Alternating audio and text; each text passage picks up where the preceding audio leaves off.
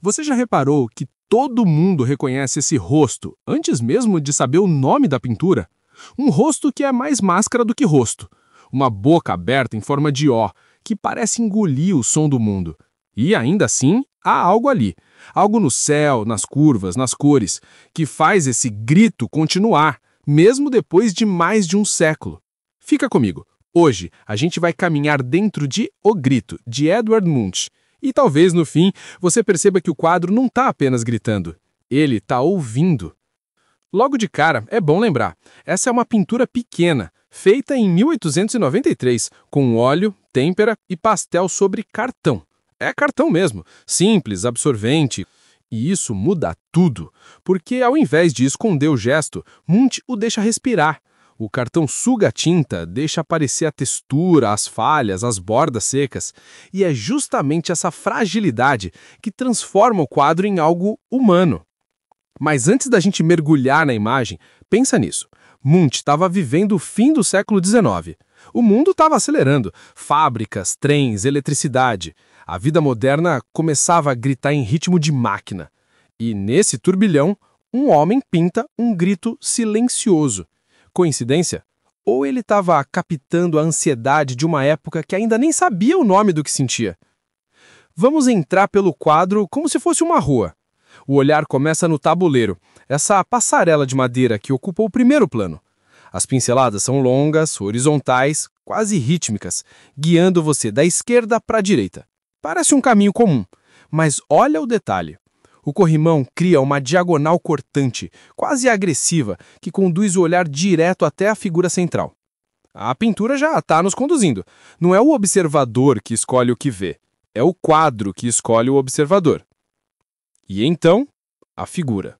Ela surge ali, de repente, com um corpo estreito e um rosto quase sem identidade. A cabeça é oval, lisa, clara, parece flutuar. Os olhos estão vazios. A boca em O parece engolir o horizonte. E a cor? É pálida, quase de cera. Munch pintou o rosto como se fosse uma caveira derretendo. E talvez seja isso mesmo, o limite entre a vida e o desespero. O contorno do rosto é feito com traços secos de pastel, que deixam ver o grão do cartão por baixo. É um grito sem voz, feito de pó, literalmente. A cabeça clara contrasta com um corpo escuro. Um corpo quase sem forma. É como se a figura tivesse se dissolvendo, não só no espaço, mas na própria emoção.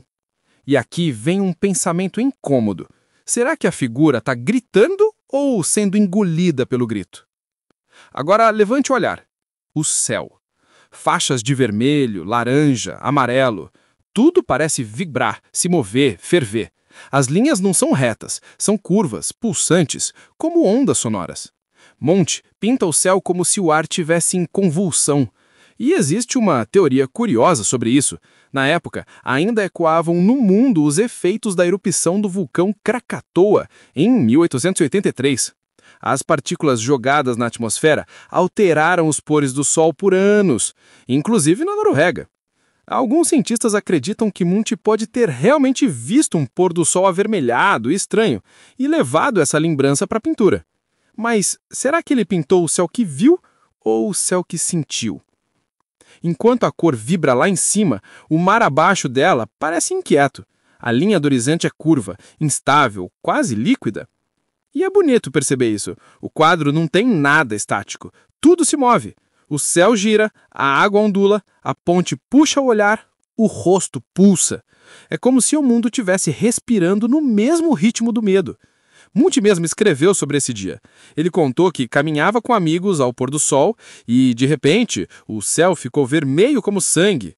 Ele parou, exausto, encostou-se no corrimão e sentiu um grito atravessar a natureza. Não foi ele que gritou, foi o mundo que gritou. E quando você sabe disso, tudo muda. O quadro deixa de ser uma cena e vira uma confissão. Agora olha para o fundo. Há duas figuras caminhando para a ponte, pequenas, distantes, quase apagadas.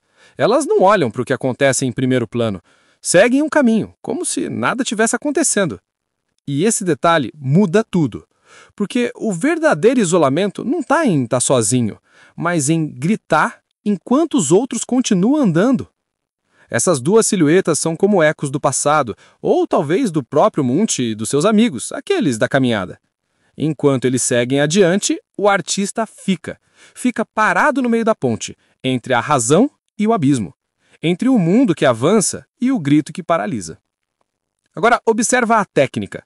O uso do pastel seco dá um aspecto de instabilidade, quase uma textura de poeira. Não há impasto, não há luxo, há urgência. O gesto de Munch é direto, bruto, sincero, como se pintar fosse o único jeito de não se desintegrar. E o tabuleiro, lembra dele? Ele volta a ser importante aqui. Aquele corrimão diagonal funciona como uma linha divisória entre dois mundos, o da figura e o da natureza. De um lado, o humano, frágil, contido. Do outro, o cosmos, vibrante, descontrolado. Mas essa linha é tênue. Se a figura der mais um passo, ela se dissolve na paisagem. Talvez esse seja o grande dilema do quadro, a fronteira entre o eu e o mundo, e o medo de desaparecer entre eles. E dá para ir ainda mais fundo. Pensa na época. O fim do século XIX era um tempo em que a arte começava a se afastar da beleza clássica. Os artistas queriam pintar o que sentiam, não o que viam. E Munch estava na linha de frente disso, muito antes do expressionismo alemão.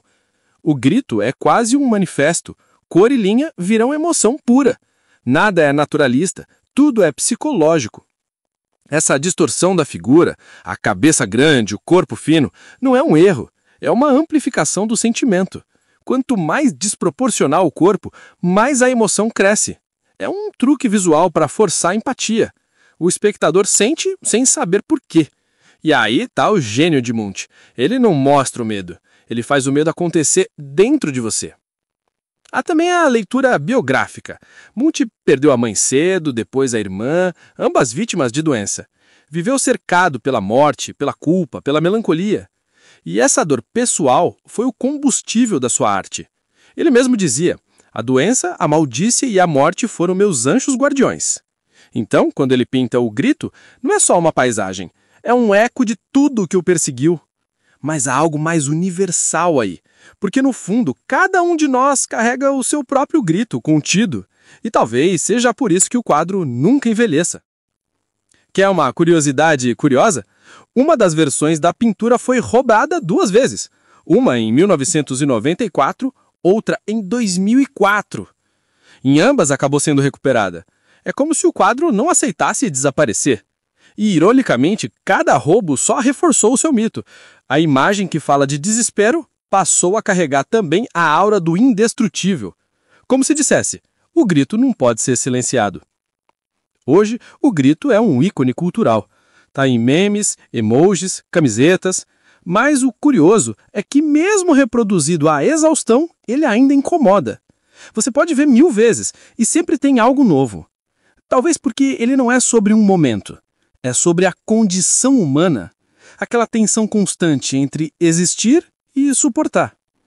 E repara como, quando a gente observa por tempo demais, o quadro começa a se mover. As linhas do céu parecem derreter, o mar ondula, o rosto pulsa. É quase como se o grito tivesse prestes a sair da moldura. E aí vem a pergunta: será que Munch queria que o quadro fosse ouvido ou sentido? Agora imagina esse grito atravessando o tempo e chegando até hoje. A ansiedade, o barulho, o excesso de informação. Talvez o mundo moderno seja o eco ampliado daquele grito de 1893. A diferença é que agora ele vem de todos os lados ao mesmo tempo, telas, notificações, expectativas. E a pintura continua atual, justamente porque fala dessa sensação de estar vivo e sobrecarregado, de ser um corpo que tenta gritar, mas o som some no vento. E olha uma última vez. O céu vermelho, amarelo, quase incandescente, o mar escuro, ondulante, a ponte uma linha firme, racional, e no meio uma figura minúscula, frágil, transparente. E ainda assim é ela que domina tudo, porque o grito não precisa de tamanho, ele precisa de verdade. E talvez seja isso que Munch entendeu. O grito não pertence a ele, nem à figura. O grito pertence à própria natureza, à vibração do mundo que sente junto com a gente. E toda vez que alguém olha para essa pintura, o som recomeça. Se curtiu essa viagem dentro de O Grito, imagina o que vem no próximo vídeo. Tem muita arte que parece silenciosa, até que a gente escuta de perto. Então, deixa seu like, se inscreve e vem comigo na próxima caminhada, porque o próximo quadro também tem algo a dizer. E pode apostar, você nunca mais vai olhar para ele do mesmo jeito.